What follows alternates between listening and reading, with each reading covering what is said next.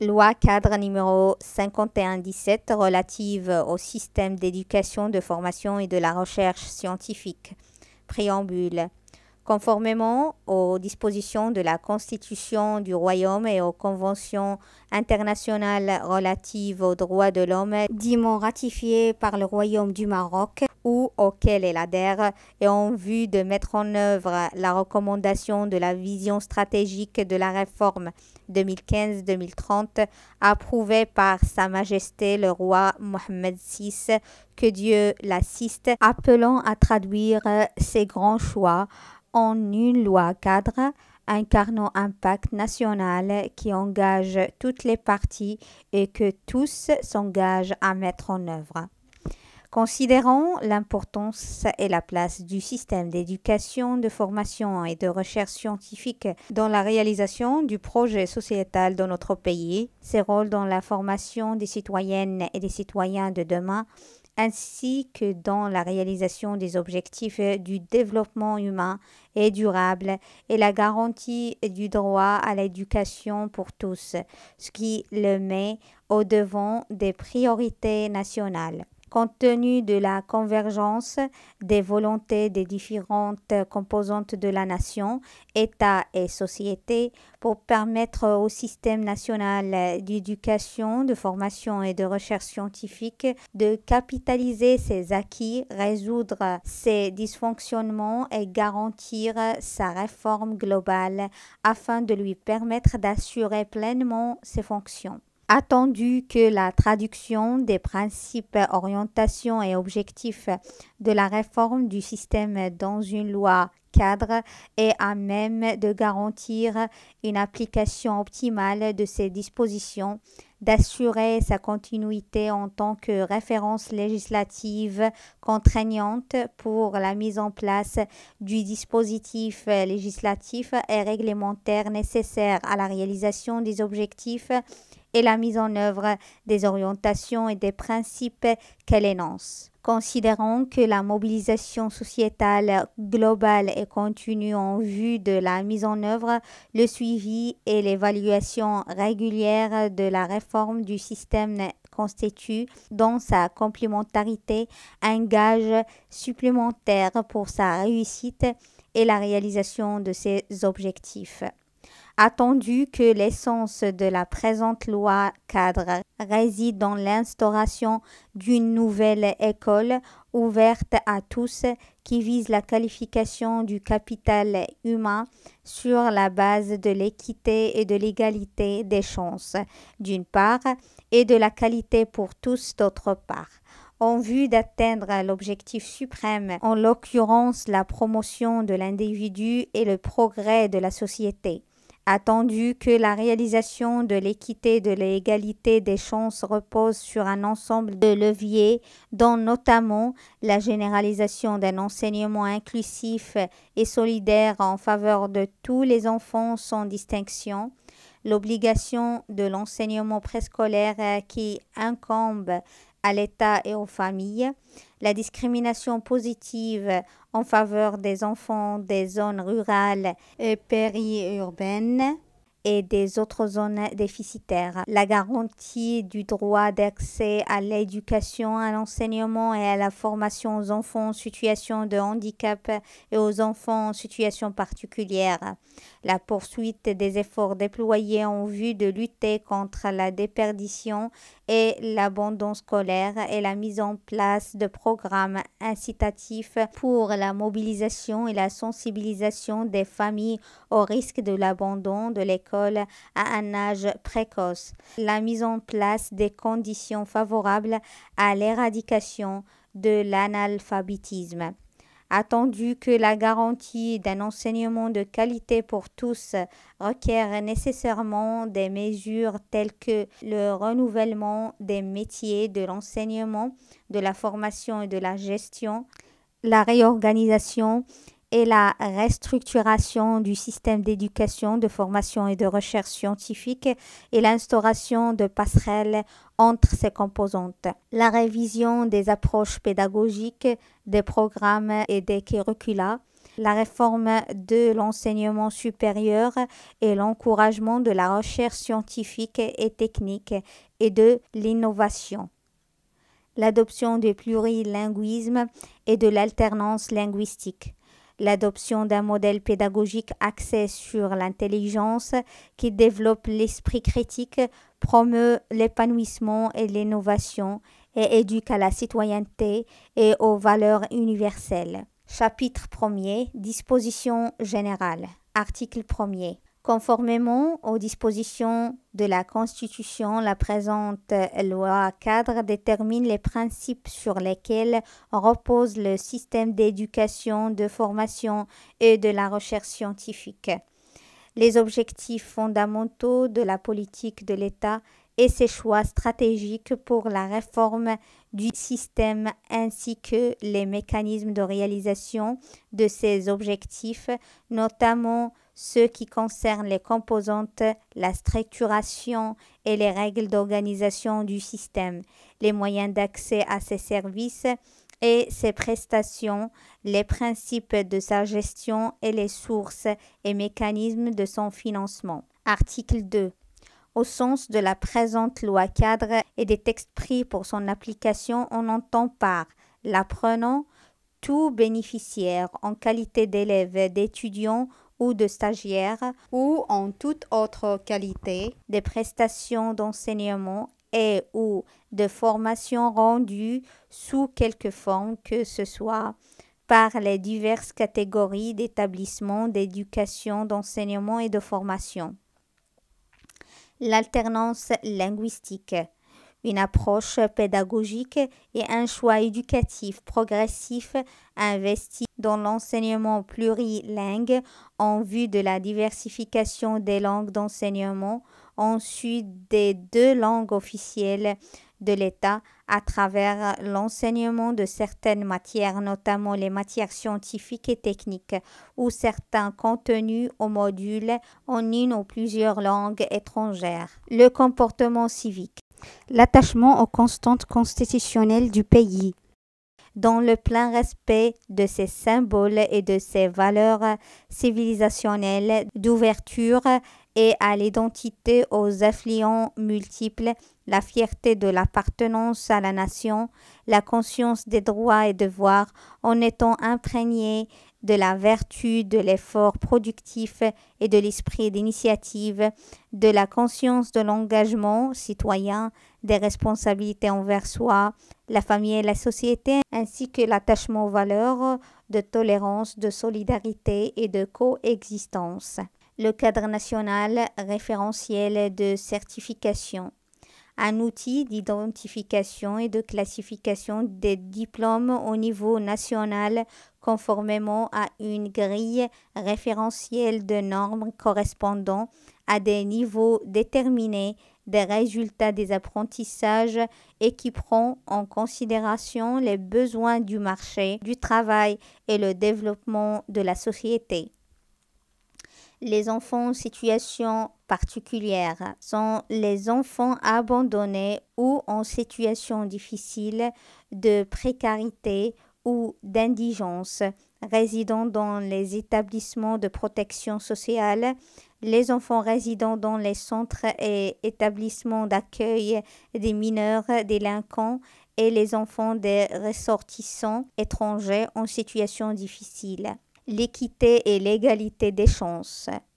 Ça veut dire la garantie du droit d'accès généralisé aux établissements d'éducation, d'enseignement et de formation en garantissant une place pédagogique pour tous avec les mêmes critères de qualité et d'efficience sans aucune forme de discrimination. La qualité. Le fait de permettre à l'apprenant d'atteindre pleinement ses potentialités par une meilleure acquisition des compétences cognitives, communicatives, pratiques, affectives, émotionnelles et créatives. Le projet de l'établissement.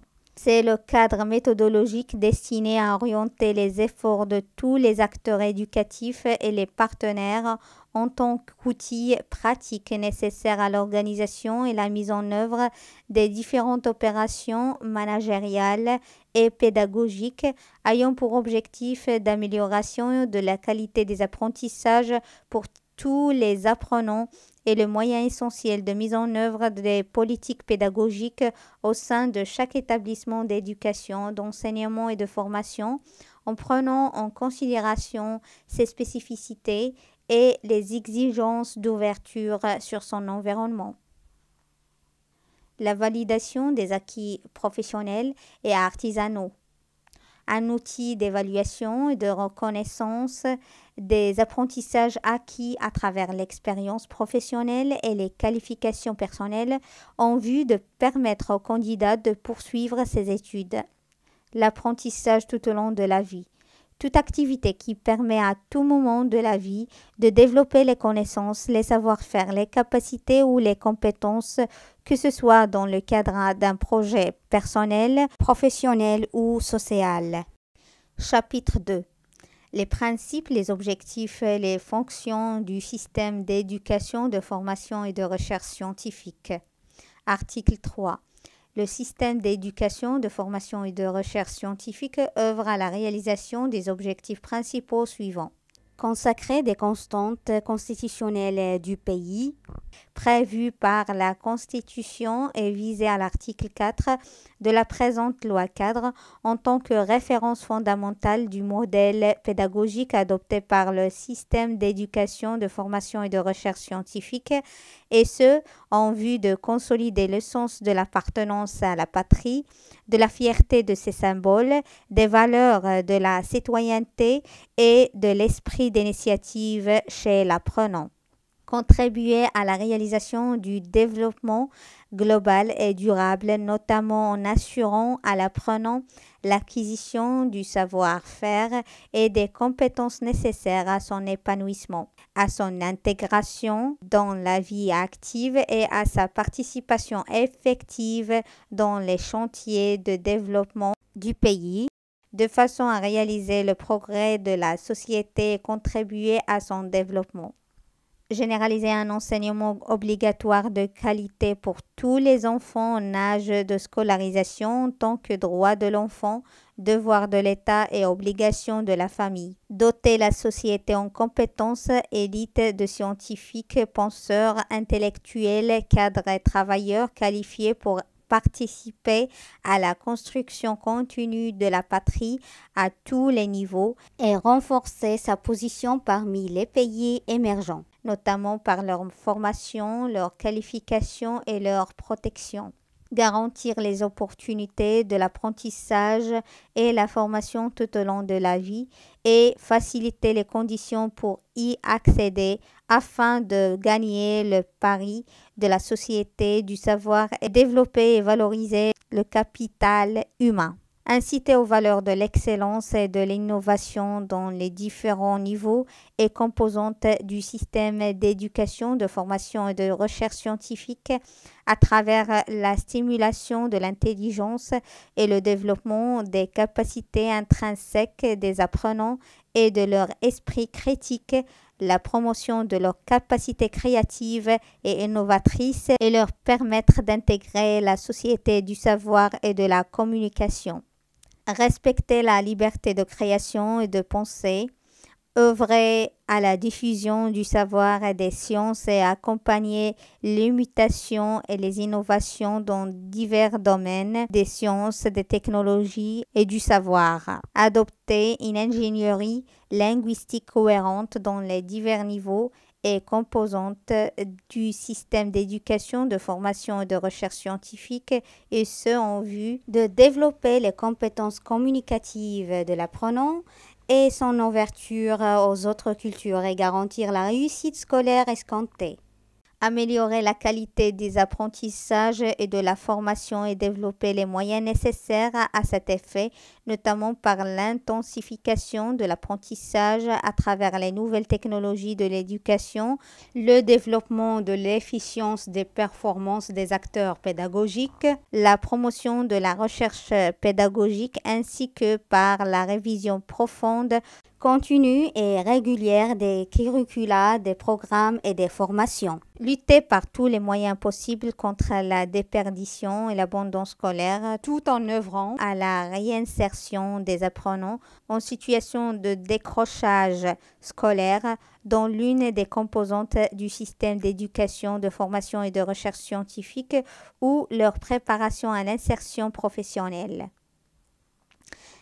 Élargir le champ des régimes de couverture sociale au profit des apprenants dont le besoin pour les faire bénéficier de prestations sociales en vue de les soutenir et les inciter à poursuivre leurs études dans des conditions favorables et adéquates. Article 4. Afin de réaliser les objectifs prévus à l'article 3 de la présente loi-cadre, le système d'éducation, de formation et de recherche scientifique repose sur les principes et les fondements suivants.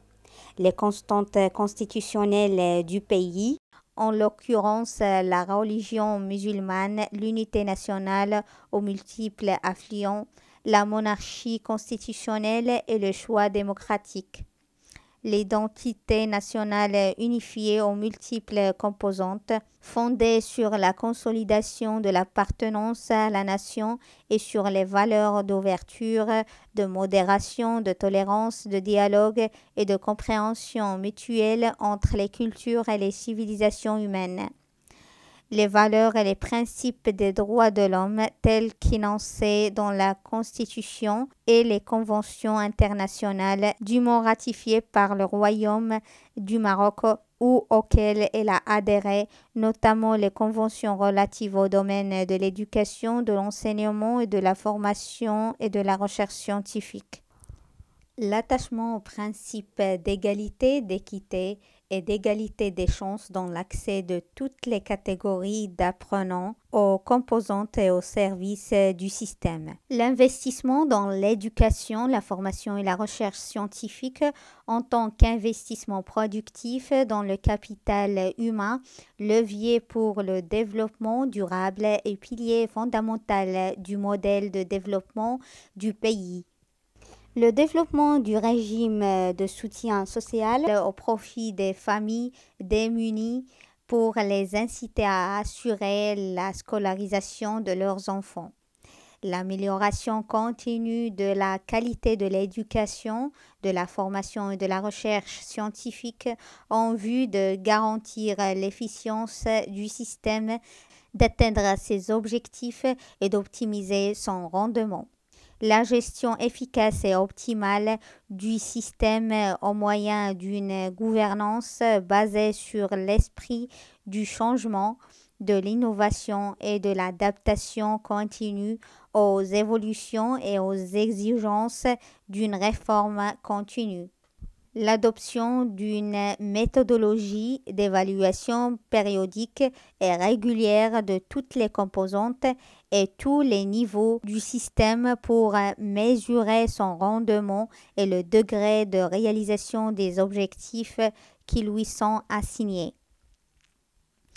Le développement et le renouvellement continu du modèle pédagogique du système dans toutes ses composantes, permettant ainsi à l'apprenant d'acquérir les connaissances de base et les compétences nécessaires. L'adaptation des profils des lauréats du système aux besoins du marché du travail et aux exigences du développement du pays.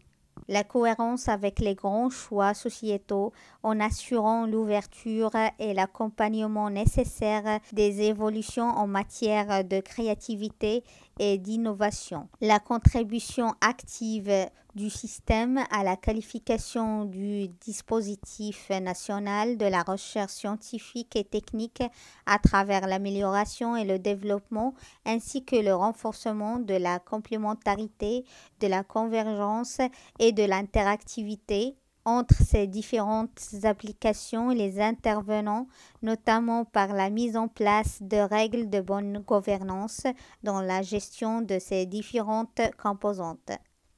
Article 5.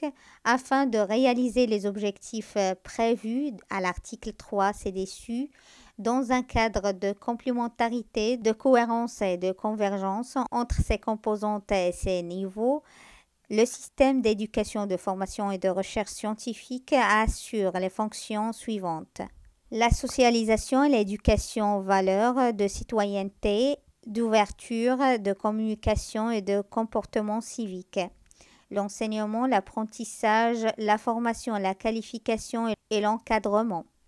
La diffusion du savoir, la participation au développement de la recherche et de l'innovation et la promotion de l'excellence et du mérite.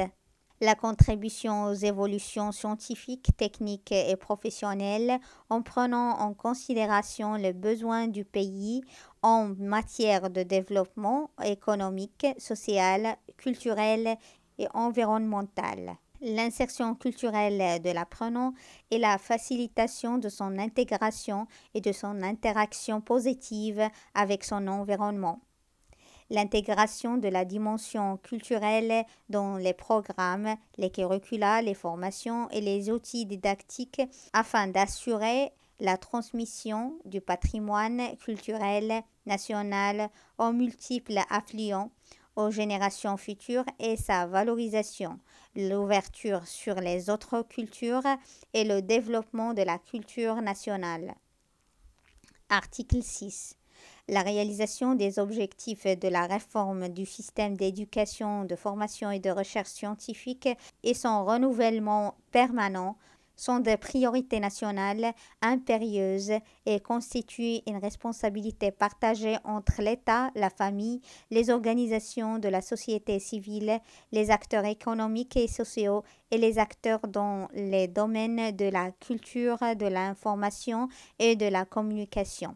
À cet effet, il incombe à l'État de prendre conformément aux dispositions de la présente loi-cadre les mesures législatives, réglementaires, administratives et financières nécessaires ou autres en vue d'atteindre les objectifs susmentionnés de la réforme et de veiller à leur exécution. Les collectivités territoriales, le secteur privé et les autres organismes publics et privés sont tenus, chacun en ce qui le concerne, de contribuer à la réalisation des objectifs de la réforme du système au processus de leur mise en œuvre et d'apporter toute forme de soutien à cet effet. Chapitre 3. Les composantes et la structuration du système d'éducation, de formation et de recherche scientifique. Article 7. Le système d'éducation, de formation et de recherche scientifique dans les secteurs publics et privés se compose du secteur formel de l'éducation, de l'enseignement et de la formation, du secteur non formel de l'éducation, de l'enseignement et de la formation et d'établissements de recherche scientifique et technique. Le secteur formel de l'éducation, de l'enseignement et de la formation comprend l'enseignement scolaire, dont l'enseignement originel, la formation professionnelle, l'enseignement traditionnel et l'enseignement supérieur.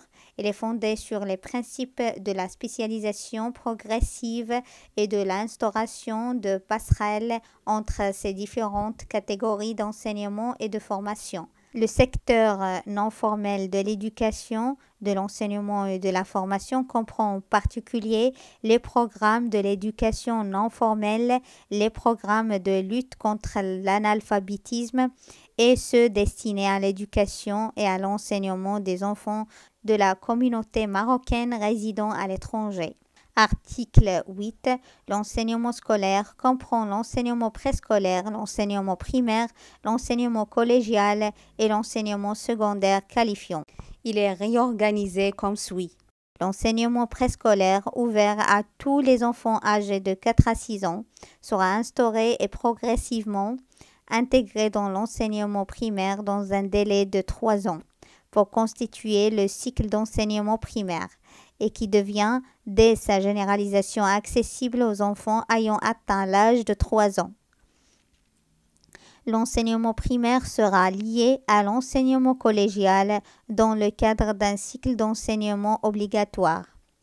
Des liens seront instaurés entre l'enseignement scolaire et la formation professionnelle qui seront intégrés dans une organisation pédagogique cohérente à travers la création d'un parcours d'enseignement professionnel qui commence à partir de l'enseignement collégial et la consolidation du cycle d'enseignement secondaire qualifiant par la diversification de ces filières et la préparation aux études supérieures ou aux formations professionnelles qualifiantes et à l'apprentissage tout au long de la vie. Article 9. L'enseignement traditionnel contribue en tant que composante du système d'éducation, de formation et de recherche scientifique à la réalisation de la généralisation de l'enseignement et à l'instauration de son caractère obligatoire tout en tenant compte de ses spécificités, ses caractéristiques et ses fonctions éducatives, de formation et religieuses. L'État poursuit la réhabilitation de l'enseignement traditionnel à tous les niveaux et le renforcement des passerelles avec l'enseignement public dans le respect des exigences d'équité et de qualité. Article 10. La formation professionnelle est fondée dans ses différents niveaux sur l'adaptation continue aux mutations du tissu économique et l'évolution des métiers, notamment à travers le renforcement des passerelles entre la formation professionnelle et le tissu économique, le renouvellement et la diversification des formations, tout en veillant à leur adéquation de manière régulière avec l'évolution des métiers. L'inclusion de la dimension régionale dans l'ingénierie des formations. Article 11. Le gouvernement œuvre en collaboration avec les conseils des régions, chaque fois que nécessaire, dans un délai maximum de 6 ans, à la diversification de l'offre de formation professionnelle dans tous ses niveaux et catégories, à l'accroissement de sa capacité d'accueil et à la réhabilitation des établissements existants afin de répondre aux exigences de la compétitivité de l'économie et aux besoins du marché du travail. Article 12. L'organisation de l'enseignement supérieur est basée sur le principe de l'adaptation continue des diverses catégories de formation qu'il dispense aux mutations économiques et sociales en prenant en considération l'évolution des systèmes universitaires au niveau international. Cette organisation a pour fondement la restructuration de l'enseignement supérieur à travers l'agrégation de toutes ses composantes post-baccalauréat en se basant sur la cohérence, la complémentarité et l'efficience selon un plan pluriannuel élaboré en concertation entre les différents acteurs et mis en œuvre d'une manière progressive et suivant un calendrier déterminé. Le gouvernement élabore le plan et le soumet à l'avis du Conseil supérieur de l'éducation, de la formation et de la recherche scientifique pour l'adoption d'un régime pédagogique répondant aux exigences du développement national et ouvert aux expériences internationales, doté de moyens et de ressources adéquats pour sa mise en œuvre et son développement continu et durable,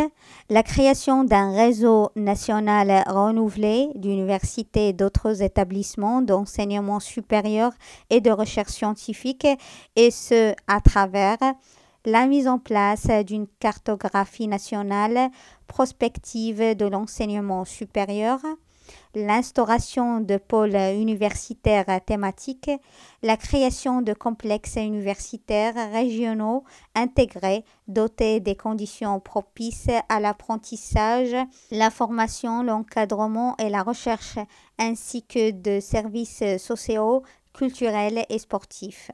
Article 13. Les établissements d'éducation, d'enseignement et de formation relevant du secteur privé sont tenus, dans un cadre d'interactivité et de complémentarité avec les autres composantes du système, de se conformer aux principes du service public dans l'offre de leurs prestations et de contribuer à l'éducation, l'enseignement et la formation des enfants issus des familles en situation d'indigence, des personnes en situation de handicap et des personnes se trouvant dans une situation particulière. Ces établissements s'engagent à assurer leurs besoins en cadre pédagogique et administratif qualifié et stable dans un délai maximum de 4 ans. Sont fixés par voie réglementaire les conditions et le taux de contribution des établissements d'éducation, d'enseignement et de formation relevant du secteur privé dans l'offre de gratuité des services dédiés aux catégories précitées. L'article 14. Pour permettre aux établissements d'éducation, d'enseignement et de formation relevant du secteur privé de respecter leurs engagements prévus dans la présente loi cadre, notamment ceux relatifs à la contribution du secteur privé à la réalisation des objectifs du système visé à l'article 3, CDSU, et de mettre en œuvre les engagements issus du cadre contractuel stratégique global entre l'État et le secteur prévu à l'article 44 de la présente loi cadre, le gouvernement doit notamment prendre les mesures suivantes. Réviser le régime d'autorisation, d'accréditation et de reconnaissance des diplômes et le système de contrôle et d'évaluation appliqué aux établissements et ce afin de garantir le respect par ceux-ci des textes législatifs et réglementaires en vigueur et des guides référentiels des normes de qualité prévues à l'article 53 de la présente loi cadre. Mettre en place un régime incitatif afin de permettre aux établissements de participer en particulier à l'effort de généralisation de l'enseignement obligatoire et à la réalisation des objectifs de l'éducation non formelle et de contribuer au programme de lutte contre l'analphabétisme, notamment dans les milieux ruraux, préurbains et les zones déficitaires. Fixer et réviser selon des critères fixés par décret les frais d'inscription, d'études, d'assurance et des services rendus par les établissements d'éducation, d'enseignement et de formation privée. La formation continue doit être obligatoire et compte parmi les éléments d'évaluation de la performance et la promotion professionnelle visés à l'article 37 de la présente loi. Article 15. Les composantes du système d'éducation et de formation sont organisées en cycles, filières d'études et parcours professionnels. La structuration, l'organisation et l'ingénierie pédagogique des composantes doivent tenir compte des principes de cohérence, de coordination, de diversification, de complémentarité, d'instauration, de passerelle, de pérennisation, de l'apprentissage et d'intégration. Article 16. L'État prend les mesures nécessaires pour mettre en place un système national, institutionnel et sectoriel intégré qui optimise la coordination entre les différents acteurs dans les domaines de la recherche scientifique et technique et de l'innovation et garantir la rationalisation des ressources, le partage des expertises et l'amélioration de la performance et du rendement.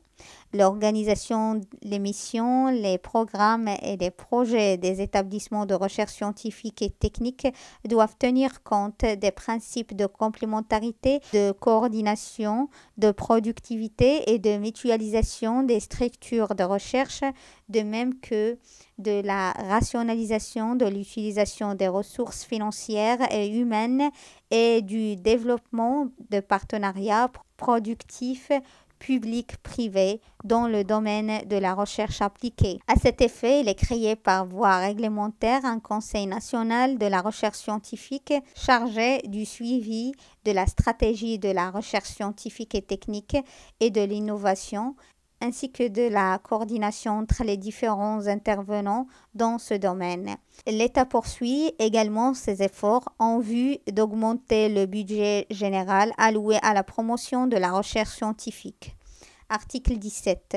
conformément aux dispositions de la Constitution, notamment le premier alinéa de son article 71, et en application des dispositions de la présente loi cadre, les orientations de la politique publique relatives à chaque composante du système d'éducation, de formation et de recherche scientifique et son organisation générale sont fixées par des législations particulières, notamment les règles relatives à la structuration et la gouvernance du système, les mécanismes de coordination et d'instauration de passerelles entre ses composantes, les règles générales relatives à son ingénierie pédagogique et linguistique, ainsi que ses sources de financement et son système d'évaluation. Article 18.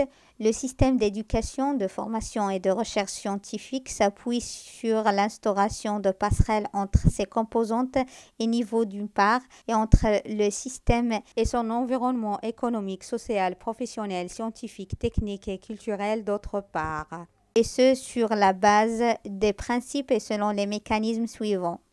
Mettre en place des programmes et projets d'éducation, d'enseignement et de formation communs sur une base contractuelle afin de permettre à l'apprenant d'acquérir et de capitaliser les connaissances et les savoir-faire nécessaires. Garantir la mobilité des apprenants dans les parcours d'enseignement et de formation et dans les parcours professionnels disponibles, et ce en fonction des compétences requises, de la spécialisation adéquate, de l'expérience acquise et des critères de mérite au cas par cas. Créer des réseaux d'éducation, d'enseignement et de formation au niveau local et régional en vue d'assurer le lien entre les composantes et les niveaux du système. Ouvrir et adapter en permanence le système à son environnement extérieur, notamment à travers la création d'un observatoire d'adéquation entre des nouveaux métiers et formations et les besoins du marché du travail. Créer des mécanismes spéciaux de coordination pour l'élaboration et la mise en œuvre des programmes et opérations suivants. Les programmes, les curricula, les formations et les filières d'études. Les programmes de formation des acteurs éducatifs et professionnels, l'orientation scolaire et professionnelle et le conseil universitaire, la certification, l'équivalence des diplômes et la validation des acquis professionnels et artisanaux. Sont fixées par voie réglementaire les conditions et les modalités de la mobilité de l'apprenant dans les parcours d'enseignement, de formation et dans les parcours professionnels, ainsi que la création et l'organisation des réseaux d'éducation, d'enseignement et de formation, la création de l'Observatoire pour l'adéquation entre les nouveaux métiers et formations et les besoins du marché du travail et les mécanismes de coordination visés au présent article. Chapitre 4. L'accès au système d'éducation, de formation et de recherche scientifique et les mécanismes permettant de bénéficier de ces prestations. Article 19. L'accès à l'enseignement scolaire est obligatoire pour tous les enfants des deux sexes ayant atteint l'âge de scolarisation. Cette obligation incombe à l'État et à la famille ou à toute autre personne qui assume la responsabilité légale de l'enfant. Est en âge de scolarisation l'enfant qui atteint l'âge de 4 ans jusqu'à 16 ans révolu. Article 20. En vue de la généralisation de l'enseignement obligatoire pour tous les enfants en âge de scolarisation, conformément aux dispositions de l'article 3 de la présente loi cadre, l'État doit mobiliser, dans un délai maximum de 6 ans, tous les moyens nécessaires et prendre toutes les mesures adéquates afin d'atteindre cet objectif, et notamment celles visant à consolider et élargir le réseau de soutien pédagogique pour assurer la continuité de la scolarité des apprenants jusqu'au terme de l'enseignement obligatoire, valoriser la scolarisation dans les milieux ruraux, préurbains et les zones déficitaires, généraliser la scolarisation des filles dans les milieux ruraux à travers la mise en place de programmes locaux à cet effet, Mettre en place un système d'incitation en vue d'encourager les cadres pédagogiques et administratifs à exercer leur mission dans les milieux ruraux et les zones déficitaires. Renforcer les espaces adéquats à la scolarisation et les doter des équipements nécessaires, y compris les accessibilités, les infrastructures sportives et culturelles. Activer le rôle des associations de la société civile intéressées par le domaine de l'éducation, notamment les associations des parents et tuteurs d'élèves, dans le renforcement des liens entre les espaces d'apprentissage et les familles en vue de garantir l'assiduité des apprenants. Renforcer et généraliser les programmes de soutien matériel, social et psychologique conditionnés pour les familles démunies en vue de permettre à leurs enfants de poursuivre leur scolarisation. Élargir l'expérience des écoles communautaires, notamment dans le milieu rural, en œuvrant à leur développement, à leur soutien et à l'amélioration de leurs performances dans le cadre de contrats de partenariat entre l'État, les collectivités territoriales, les établissements publics, les associations de la société civile et le secteur privé. Mettre en place des programmes cohérents et intégrés pour l'école de la deuxième chance en faveur de l'ensemble des enfants en décrochage scolaire pour quelque cause que ce soit en vue de les réinsérer dans le système d'éducation, de formation et de recherche scientifique. Sont fixées par voie réglementaire les règles de fonctionnement, les rôles et les missions des associations des parents et tuteurs d'élèves dans leurs relations avec les établissements d'éducation et de formation. Article 21.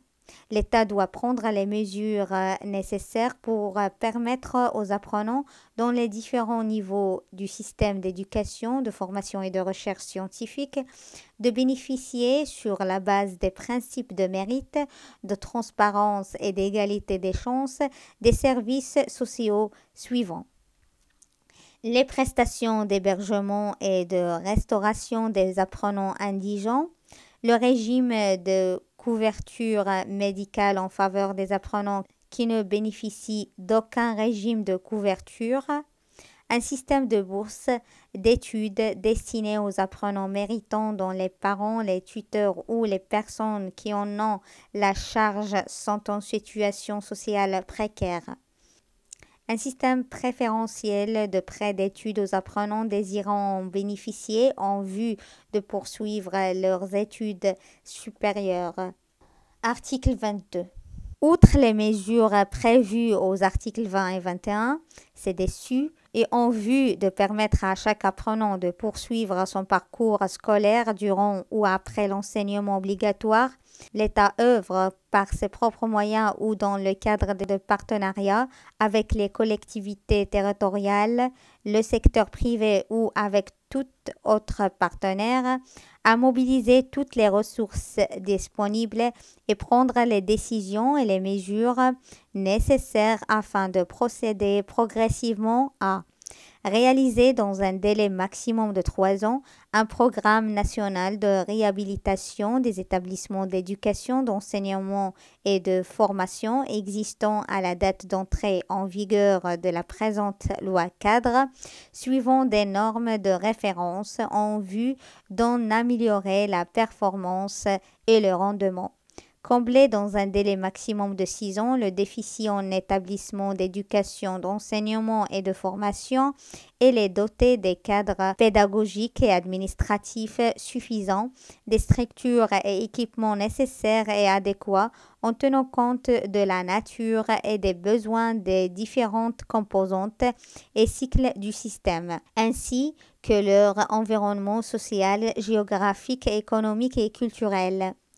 Créer et développer des unités de soutien psychologique et de cellules de médiation supervisées par des cadres spécialisés dans les établissements d'éducation, d'enseignement et de formation en partenariat avec les divers acteurs et partenaires du système et leur généralisation au niveau national dans un délai maximum de 3 ans. Élargir et diversifier les offres de formation et l'amélioration de leur qualité, notamment par la consolidation des formations professionnalisantes à tous les niveaux du système en vue de leur adaptation permanente aux besoins du marché du travail et du tissu économique et social et aux évolutions des diverses activités professionnelles. Mettre en place des programmes de sensibilisation, d'incitation et d'accompagnement psychologique et social des apprenants pour lutter contre l'abandon scolaire et assurer la poursuite de leur parcours scolaire. Article 23. Le gouvernement œuvre dans un délai maximum de 10 ans en partenariat avec tous les organismes publics et privés et les acteurs de la société civile, à la prise de toutes les mesures nécessaires pour garantir la pérennisation de l'apprentissage et déployer les efforts pour éradiquer l'analphabétisme, ses causes et ses aspects, notamment à travers la poursuite de l'exécution du plan d'action visant la réduction du taux général d'analphabétisme, la mobilisation des ressources financières nécessaires et l'intensification des partenariats et de la coopération bilatérale et multilatérale en vue de financer les programmes et les projets d'alphabétisation et d'encouragement à l'apprentissage et à la culture et l'utilisation des moyens pédagogiques et technologiques modernes à cet effet. L'élaboration et la mise en œuvre des programmes spécifiques d'alphabétisation des personnes illettrées porteuses de projets générateurs de revenus et leur incitation à y adhérer et à y s'inscrire en faisant de l'alphabétisation l'une des conditions de financement des projets. L'intensification des programmes de lutte contre l'analphabétisme, l'élargissement de leur application dans les milieux ruraux, les zones préurbaines et les zones déficitaires, ainsi que le suivi de leur exécution et leur évaluation périodique et permanente. La mise en place et le suivi de la mise en œuvre des programmes d'éducation non formelle spécifiques et adéquats destinés au rattrapage de la scolarisation des enfants se trouvant hors de l'école, ainsi que l'actualisation et le développement d'une façon régulière et permanente des programmes. Article 24. Le gouvernement doit mettre en place des projets spécifiques ayant pour objectif le renforcement et le développement des capacités des personnes alphabétisées en vue de permettre leur insertion professionnelle et économique et garantir ainsi leur intégration dans la vie active et l'irréversibilité de leur alphabétisation. Article 25. L'État œuvre à mobiliser tous les moyens disponibles et à prendre les mesures nécessaires pour faciliter l'insertion des personnes en situation de handicap ou en situation particulière dans le système d'éducation, de formation et de recherche scientifique et garantir leur droit à l'apprentissage et à l'acquisition des savoir-faire et des compétences adaptées à leur situation. À cet effet, le gouvernement élabore dans un délai de 3 ans un plan national cohérent d'éducation inclusive au profit des personnes en situation de handicap ou en situation particulière dans les diverses composantes du système, tendant à la mise en place et la consolidation de formations professionnelles et universitaires spécialisées en matière d'éducation et de formation de ces personnes. Le gouvernement veille au suivi de l'exécution du plan et à son évaluation. Article 26. Les autorités gouvernementales chargées de l'éducation, de l'enseignement et de la formation élaborent une charte dénommée la Charte de l'apprenant qui détermine les droits et devoirs de l'apprenant. Cette charte sera mise à la disposition de chaque apprenant et des acteurs du système qui sont tenus d'en respecter les dispositions. Elle fait partie intégrante des règlements intérieurs de chaque établissement d'éducation, d'enseignement ou de formation au sein de toutes les composantes et tous les niveaux du système. La charte de l'apprenant peut être soumise à l'avis du Conseil supérieur de l'éducation, de la formation et de la recherche scientifique. Chapitre 5. Des curricula, des programmes et des formations. Article 27. Afin d'atteindre les objectifs du système d'éducation, de formation et de recherche scientifique, d'atteindre ces objectifs et remplir ces fonctions, les autorités gouvernementales concernées œuvrent conformément aux dispositions ci-après de la présente loi cadre en concertation avec les différents partenaires, notamment les acteurs éducatifs, économiques, sociaux et les experts, au renouvellement et à l'adaptation des curricula, programmes, formations et approches pédagogiques y afférentes. Elle veille également à l'exécution des contenus de l'ingénierie linguistique adoptée, au développement des ressources et des outils didactiques, à la révision du régime d'orientation scolaire et professionnelle et du conseil universitaire ainsi qu'à la réforme du régime d'évaluation des examens et de la certification. Article 28. Eu égard aux principes et fondements visés à l'article 4 de la présente loi cadre, il est créé auprès des autorités gouvernementales compétentes une commission permanente chargée du renouvellement et de l'adaptation continue des curricula, programmes et formations des différentes composantes du système d'éducation, de formation et de recherche scientifique sous réserve des spécificités de chaque composante. À cet effet, la commission établit un cadre référentiel des curricula et des guides référentiels des programmes et formations et veille à leur actualisation et leur adaptation permanente aux évolutions pédagogiques modernes. La Commission prend en considération lors de l'élaboration des cadres et guides référentiels les principes, les règles, les mécanismes et les orientations suivants. La coordination étroite entre les divers composantes et niveaux du système d'éducation, de formation et de recherche scientifique en s'inspirant des expériences étrangères réussies et des bonnes pratiques en la matière. La planification prévisionnelle des besoins et des spécificités des apprenants en tenant compte des exigences locales et régionales de leur environnement social et économique. L'adoption de la méthodologie d'interaction des connaissances et de complémentarité des spécialités pour assurer plus de flexibilité et de cohésion des apprentissages et des formations. L'apprenant est au centre de l'action éducative et constitue un acteur principal dans la construction des apprentissages.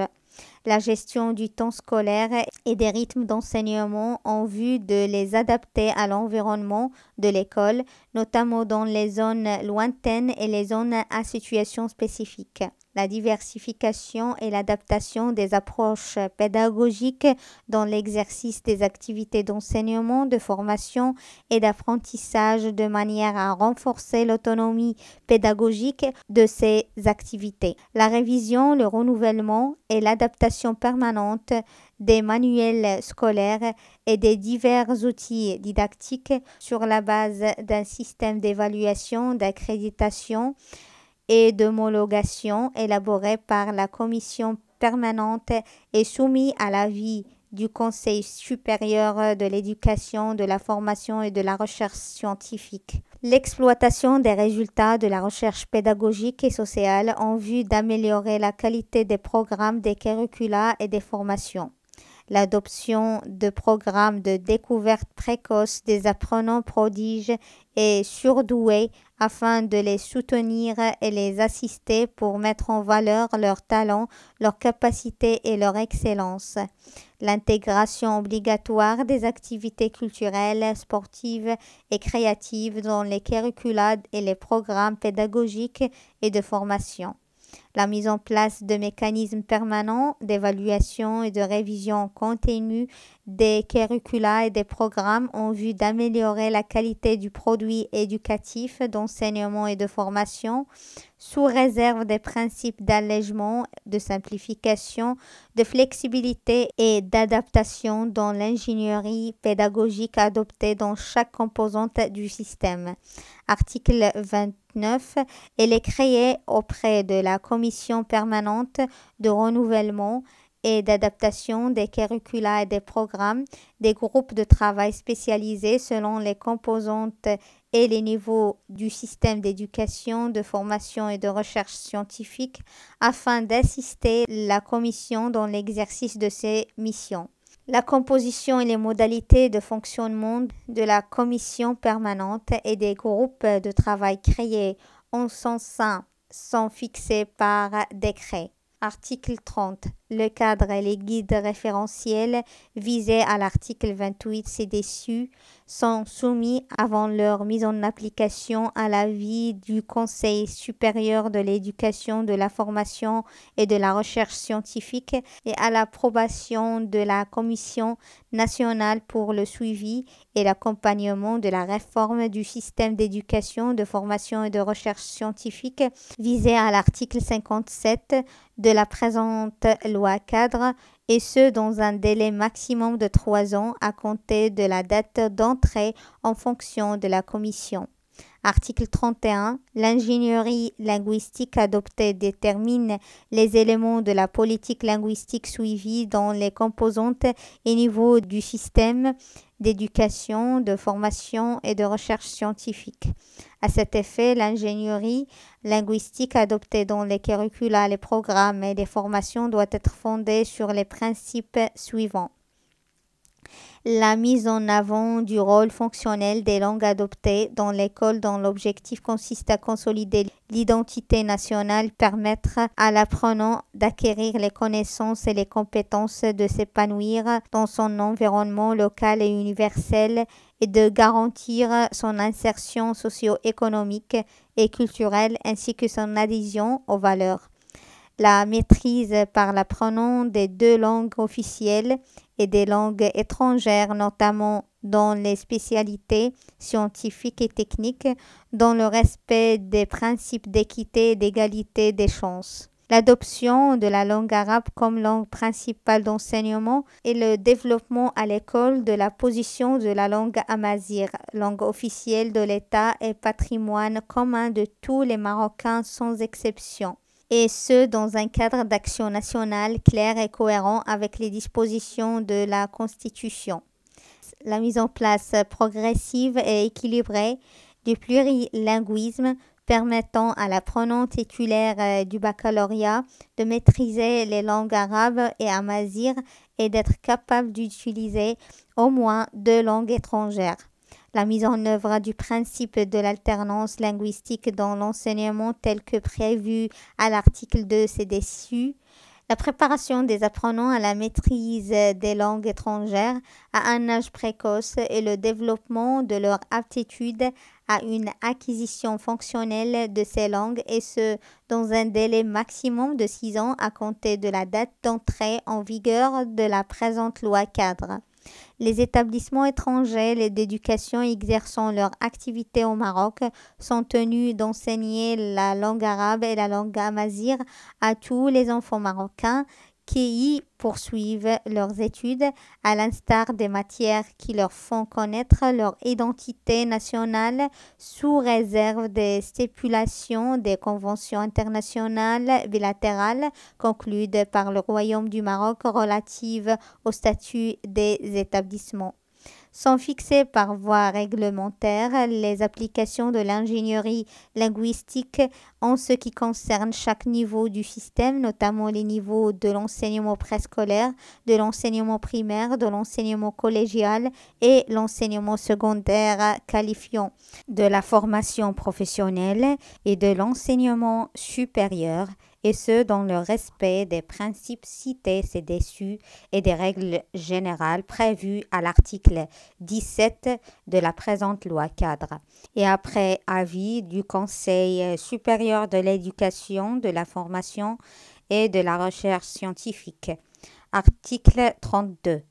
Dans le cadre de plans d'action pour la mise en œuvre des principes et des contenus de l'ingénierie linguistique prévus à l'article 31 ci-dessus, les autorités gouvernementales concernées prennent les mesures suivantes. La révision profonde des curricula et des programmes d'enseignement de la langue arabe et le renouvellement des approches pédagogiques et des outils didactiques adoptés pour son enseignement.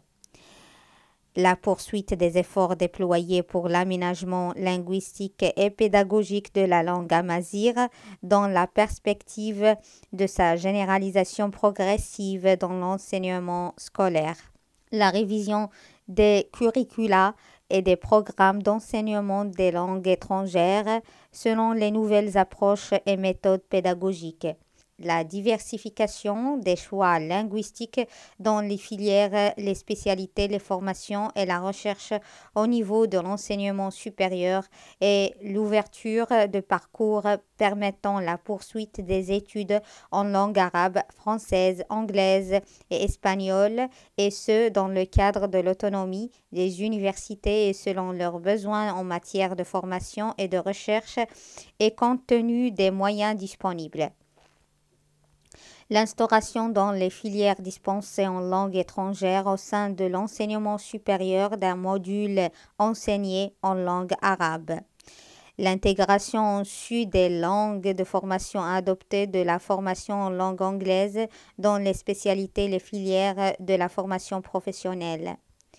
La qualification du personnel de l'enseignement, de la formation et de la recherche afin d'acquérir des compétences plurilingues tout en observant le strict usage de la langue prescrite dans l'enseignement en dehors de tout autre usage linguistique. Article 33. Le gouvernement doit prendre toutes les mesures nécessaires et adéquates pour permettre aux établissements d'éducation, d'enseignement, de formation et de recherche scientifique dans les secteurs publics et privés de développer des ressources et des outils d'enseignement, d'apprentissage et de recherche dans le système d'éducation, de formation et de recherche scientifique, notamment à travers les mécanismes suivants.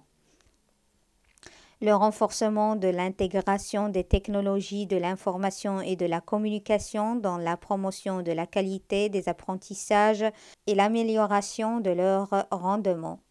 La création de laboratoires d'innovation et de production de ressources numériques et la formation de spécialistes en la matière. Le développement et l'amélioration de l'enseignement à distance comme complément à l'apprentissage en présentiel. La diversification des modes de formation, de soutien et d'aide parascolaire. L'intégration progressive de l'enseignement électronique dans la perspective de sa généralisation. Article 34. Dans l'objectif d'accompagner et d'assister l'apprenant pour définir les choix de son parcours scolaire et lui fournir le soutien pédagogique durable, les autorités gouvernementales concernées sont tenues, dans un délai maximum de 6 ans, d'effectuer une révision globale du régime d'orientation scolaire et professionnelle et du conseil universitaire, et ce à travers les mesures suivantes. L'orientation et le conseil précoce des apprenants vers les domaines où ils peuvent réaliser des progrès scolaires, professionnels ou universitaires correspondant à leurs aspirations et capacités. L'orientation et le conseil précoce des apprenants vers les domaines où ils peuvent réaliser des progrès scolaires, professionnels ou universitaires correspondant à leurs aspirations et capacités. La rénovation des mécanismes d'orientation pédagogique par l'adoption de l'orientation sur la base de tests tout en prenant en considération les moyennes scolaires, les aspirations, les choix et le projet personnel de l'apprenant. La consolidation et le renforcement des structures et des unités chargées de l'orientation, du conseil et de l'information mettant à leur disposition des ressources humaines spécialisées. L'adoption d'un mécanisme de coordination étroite dans les domaines de l'orientation et du conseil entre les secteurs de l'éducation, de l'enseignement et de la formation professionnelle afin de bien orienter et conseiller l'apprenant. L'établissement de guides référentiels qui déterminent les principes fondamentaux et les normes à suivre dans l'orientation, le conseil et l'information, selon les composantes et les niveaux du système d'éducation, de formation et de recherche scientifique. Ces guides doivent être régulièrement actualisés à la lumière des nouveautés intervenues dans les divers systèmes de formation. Les diplômes scientifiques et professionnels sont imprescriptibles.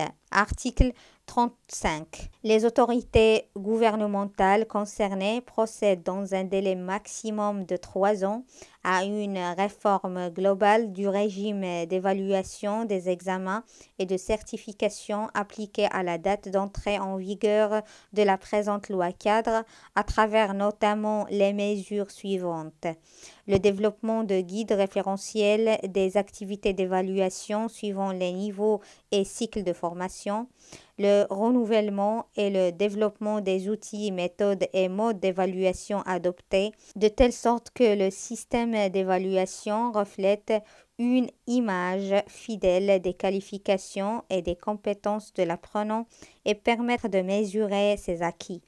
L'adaptation des régimes d'évaluation, notamment le régime des examens et du contrôle continu, avec les différentes catégories d'apprentissage, en prenant en considération les circonstances et les cas des apprenants en situation de handicap ou se trouvant dans les centres et les établissements d'accueil des mineurs délinquants ou en détention. La mise en place d'un cadre national référentiel de certification de validation qui détermine notamment les règles et les critères de classification et de classement des diplômes et la validation des acquis professionnels et artisanaux des apprenants. Ce cadre est élaboré par une instance nationale indépendante créée à cet effet où sont représentés les divers acteurs d'enseignement et de formation ainsi que les organisations professionnelles, et ce par voie réglementaire. Chapitre 6. Les ressources humaines.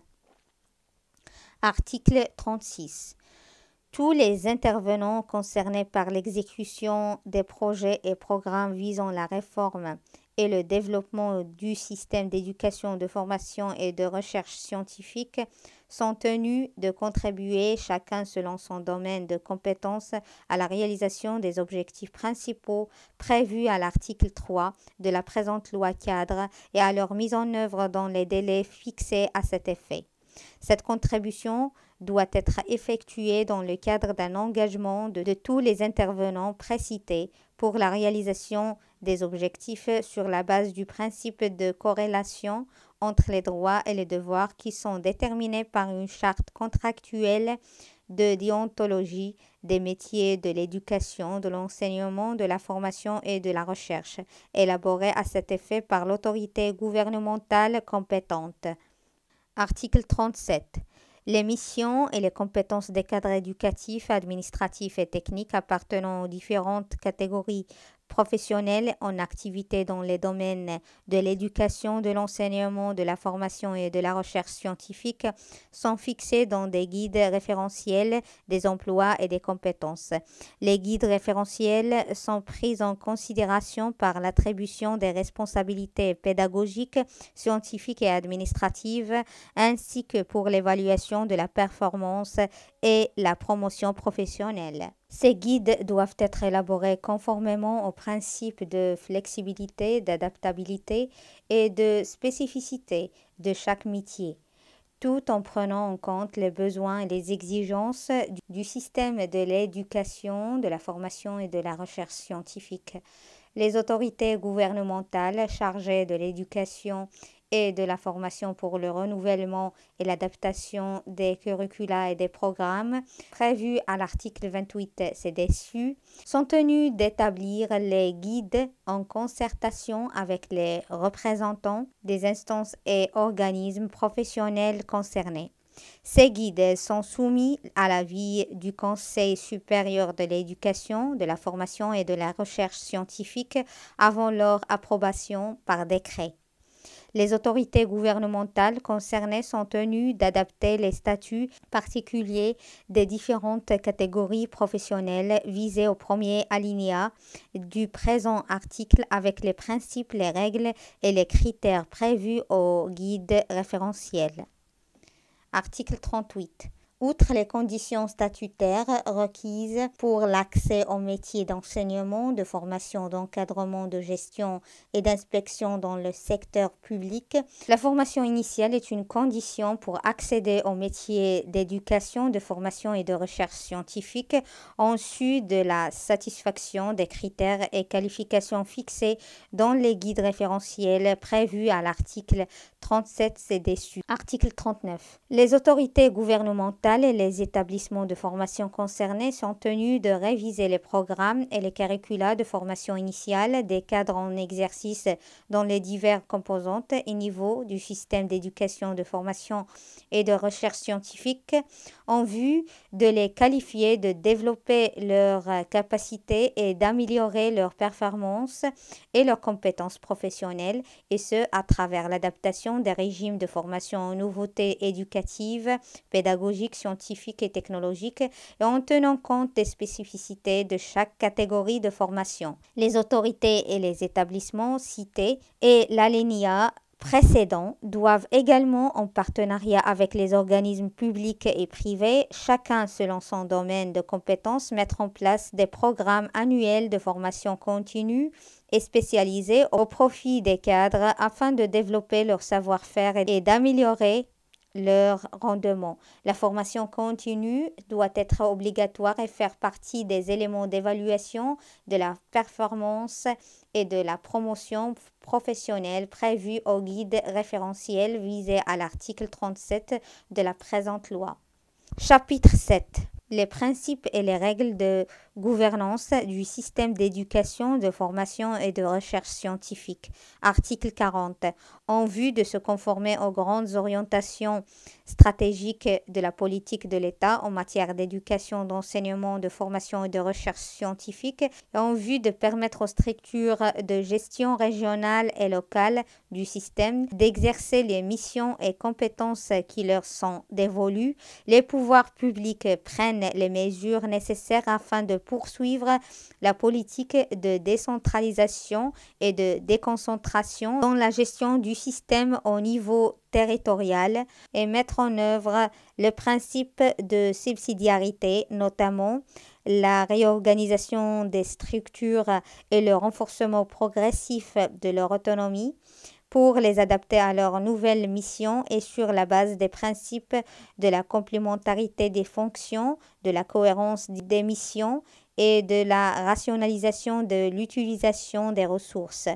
Le transfert des attributions et moyens nécessaires pour la gestion des services du système vers les structures de gestion régionales et locales au niveau territorial afin de leur permettre d'exercer efficacement leurs compétences. La mise en place d'un mécanisme de mutualisation des ressources, des biens et des équipements affectés ou mis à la disposition des établissements d'éducation, d'enseignement, de formation et de recherche scientifique au niveau territorial afin de garantir leur meilleure utilisation et leur exploitation conjointe par les établissements. Le renforcement de l'autonomie effective des universités et des académies régionales d'éducation et de formation dans un cadre contractuel et la mise en place d'un mécanisme de suivi, d'évaluation de mesures de la performance et d'audit périodique. L'instauration de l'autonomie des établissements d'éducation, d'enseignement, de formation et de recherche scientifique sur la base du projet d'établissement comme pilier pour son développement continu et sa gestion efficiente. l'encouragement des partenariats régionaux et locaux entre les universités, les autres établissements d'enseignement supérieur et de recherche scientifique, les académies régionales d'éducation et de formation, les collectivités territoriales et les établissements et organismes publics et privés pour la réalisation de programmes et projets communs en vue de renforcer les structures scolaires et universitaires, soutenir leurs activités, étendre leur rayonnement et promouvoir leur ouverture sur leur environnement économique, social et culturel. Article 41. Le système de gestion interne des établissements d'éducation, d'enseignement, de formation et de recherche scientifique, notamment les universités, les académies régionales d'éducation et de formation, doit être fondé sur les principes de démocratie, de responsabilité, de délégation, de transparence, de reddition des comptes, de rationalisation, de coordination, de simplification des procédures et du contrôle interne. À cet effet, les pouvoirs publics sont tenus de prendre les mesures législatives et réglementaires nécessaires pour la révision des textes relatifs aux établissements, notamment les dispositions relatives à l'organisation de leur structure, aux modalités de leur fonctionnement et au système de contrôle et d'évaluation auxquels ils sont soumis. Article 42. Les autorités gouvernementales compétentes œuvrent en partenariat avec les établissements concernés à la mise en place d'un système national intégré d'information pour l'intégration des technologies d'information et de communication dans la gestion et l'évaluation des diverses composantes du système d'éducation, de formation et de recherche scientifique. Elles doivent également veiller à la sécurisation, au développement et à l'actualisation permanente et régulière du système d'information. Article 43. Dans le but de promouvoir, de développer, de valoriser et d'améliorer le rendement du secteur de la recherche scientifique, les universités et les établissements qui en relèvent ainsi que les autres établissements d'enseignement supérieur et de recherche scientifique concluent des partenariats pour la réalisation de programmes et de projets communs avec les organismes, les établissements et les entreprises publiques et privées, nationaux, étrangers ou internationaux, dans les différents secteurs économiques, sociaux, culturels, environnementaux et technologiques.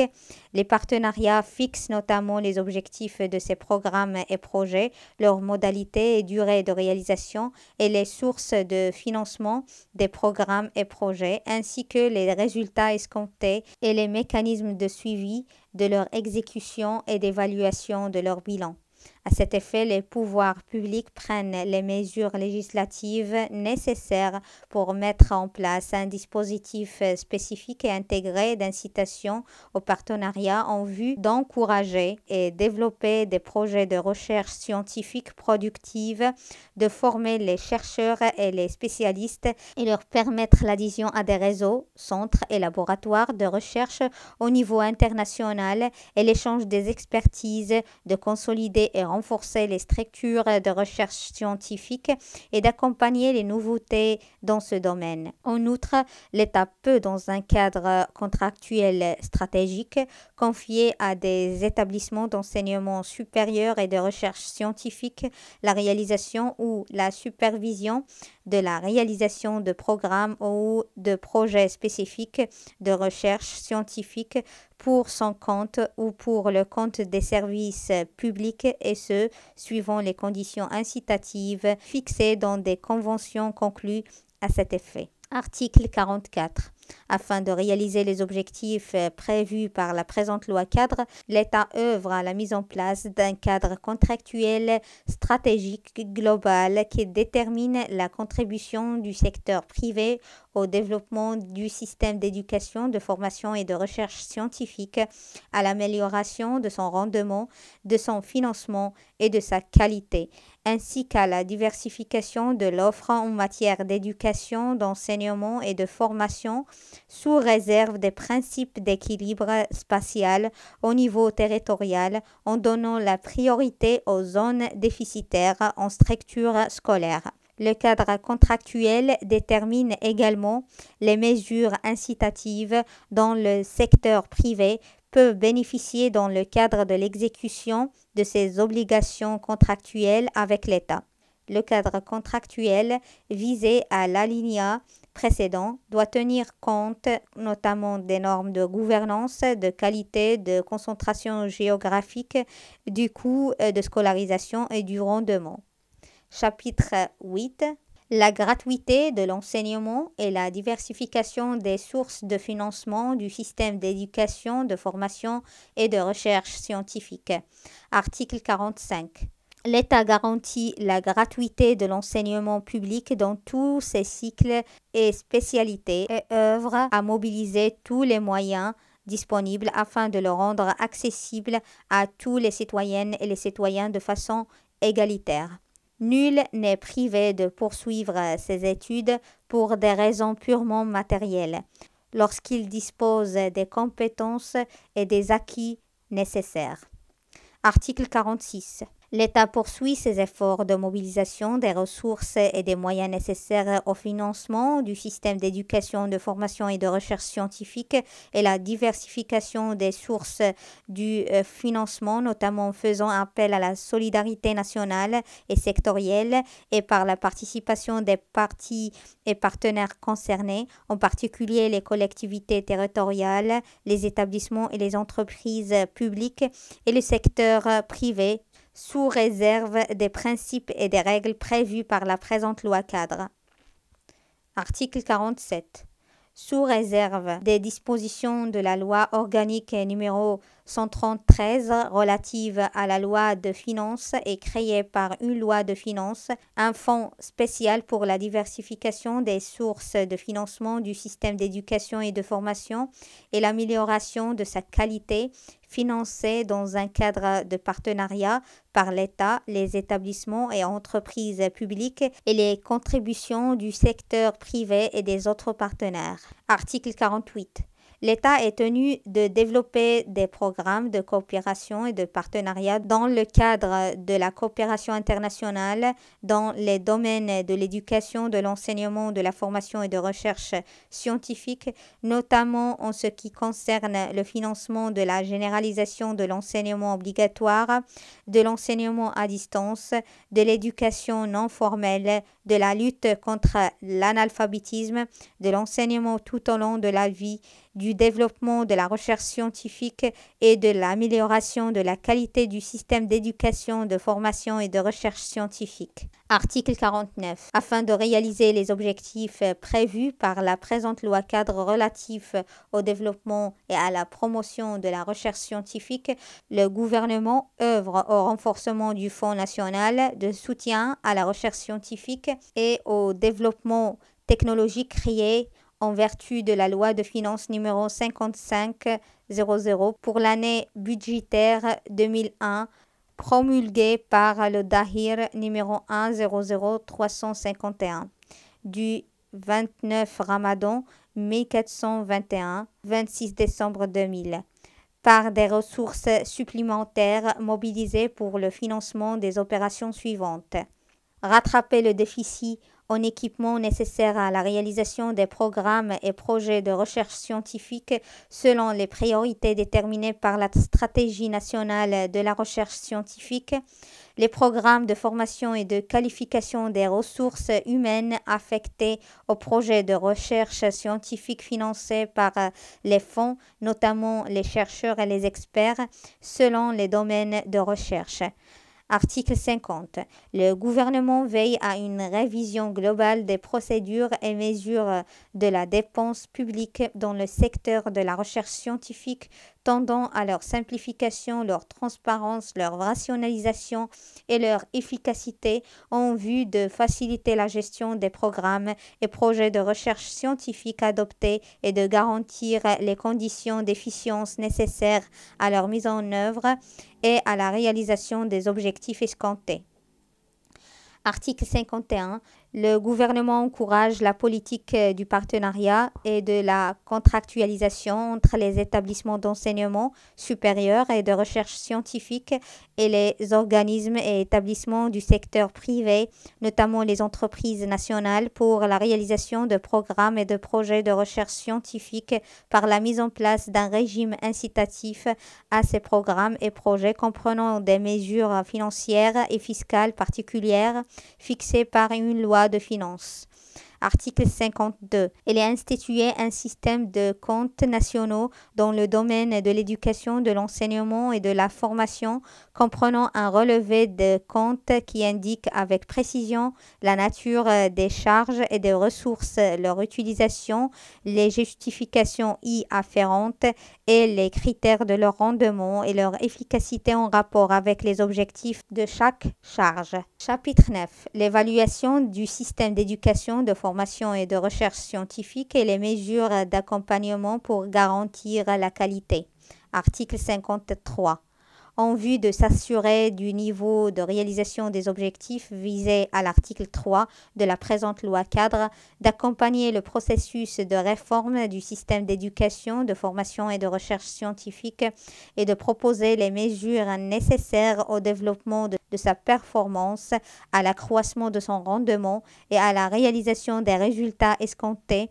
Les composantes du système sont soumises ensemble ou individuellement à un dispositif spécifique de suivi, d'évaluation et de révision régulière, notamment à travers la révision des textes législatifs et réglementaires, organisant les missions d'évaluation exercées par les instances existantes en vue de leur restructuration et leur agrégation, la mise en place de normes référentielles pour leur travail et d'un cadre contractuel pour leur programme d'action avec les autorités, les organismes et les établissements concernés par les opérations d'évaluation, sous réserve des missions et attributions dévolues au Conseil supérieur de l'éducation, de la formation et de la recherche scientifique en matière d'évaluation en vertu de l'article 168 de la Constitution et de la loi numéro 105/12 relative au Conseil.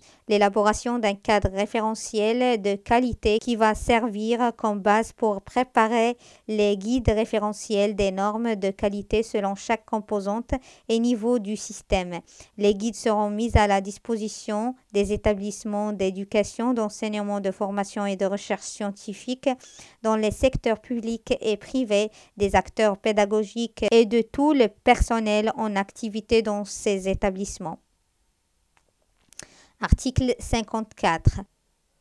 Les opérations d'évaluation visées à l'article 53 ci-dessus comprennent une évaluation interne effectuée d'une façon périodique et continue par l'autorité gouvernementale chargée de l'éducation, de l'enseignement, de la formation et de la recherche scientifique et une évaluation externe effectuée par le Conseil supérieur de l'éducation, de la formation et de la recherche scientifique selon une programmation annuelle et pluriannuelle. Article 55. Les opérations d'évaluation visées à l'article 53 ci-dessus portent sur l'ensemble des composantes et niveaux du système d'éducation, de formation et de recherche scientifique, notamment ce qui concerne les aspects suivants. L'appréciation du niveau d'évolution, du rendement interne et externe du système et de la qualité des prestations offertes aux apprenants. L'évaluation des différents éléments de l'ingénierie pédagogique appliquée dans chaque niveau du système, notamment les curricula, les programmes, les apprentissages, les formations, les outils et supports didactiques, les pratiques pédagogiques et de formation et les performances des acteurs pédagogiques. L'évaluation quantitative et qualitative des qualifications, connaissances et compétences acquises par les apprenants dans les divers niveaux du système et la mesure des niveaux de leurs apprentissages. La mesure de la performance des organes d'administration des établissements d'éducation, d'enseignement, de formation et de recherche scientifique et du mode de gestion appliqué dans les établissements ainsi que de l'efficience des organes et de leur aptitude à réaliser les objectifs et les missions qui leur sont assignés. L'évaluation des programmes et des projets de recherche scientifique, le niveau de leur réalisation et le taux de réalisation des objectifs et de résultats escomptés. L'évaluation du coût et du volume de la dépense afférente à chacune des composantes du système d'éducation, de formation et de recherche scientifique, notamment le financement qui leur est alloué en comparaison avec les objectifs escomptés et aux résultats obtenus. Ces opérations d'évaluation doivent être effectuées sur la base des guides référentiels prévus par la présente loi cadre, notamment ceux relatifs aux normes de qualité, ainsi que sur la base des principes et des règles prévus par les lois et règlements, les documents de partenariat et les autres textes relatifs au système d'éducation, de formation et de recherche scientifique. Article 56. Il est créé auprès des autorités gouvernementales chargées de l'éducation, de l'enseignement, de la formation et de la recherche scientifique des commissions ministérielles chargées de suivre les résultats des opérations d'évaluation concernant chaque composante ou activité du système et de proposer les mesures nécessaires pour corriger le cas échéant les dysfonctionnements enregistrés et améliorer la performance du système à la lumière des résultats des évaluations. Les missions, l'organisation et les modalités de fonctionnement des commissions sont fixées par décret. Chapitre 10. Dispositions transitoires et finales. Article 57. Elle est créée auprès du chef de gouvernement une commission nationale pour le suivi et l'accompagnement de la réforme du système d'éducation, de formation et de recherche scientifique, chargée notamment des missions suivantes. Arrêter l'ensemble des mesures nécessaires à l'application de la présente loi cadre, assurer l'accompagnement et le suivi de l'élaboration des projets de textes législatifs et réglementaires prévus par la présente loi cadre et ceux nécessaires pour sa pleine application. Proposer toute mesure de nature à garantir la convergence des politiques et des programmes sectoriels en matière d'éducation, d'enseignement, de formation et de recherche scientifique et l'examen de l'adéquation de ces politiques et programmes aux choix stratégiques de la réforme du système. Assurer le suivi de l'exécution des objectifs prévus par la présente loi cadre dans les délais impartis. La composition, l'organisation et les modalités de fonctionnement de la commission sont fixées par voie réglementaire. Article 58. Les délais prévus par la présente loi cadre sont des délais francs et courts à compter de la date d'entrée en vigueur des textes législatifs et réglementaires nécessaires à son application. Article 59. Les dispositions de la présente loi cadre entrent en vigueur à compter de la date de sa publication au bulletin officiel, sous réserve des dispositions suivantes. Les textes législatifs et réglementaires en vigueur à la date de publication de la présente loi cadre au bulletin officiel relatif à l'éducation, l'enseignement, la formation et la recherche scientifique demeurent en vigueur jusqu'à leur abrogation, remplacement ou modification selon le cas conformément à la présente loi cadre. Le gouvernement est tenu, conformément aux dispositions de la présente loi cadre, de fixer dans un délai de 3 ans un calendrier pour l'élaboration des textes législatifs et réglementaires nécessaires à son application et les soumettre à la procédure d'approbation.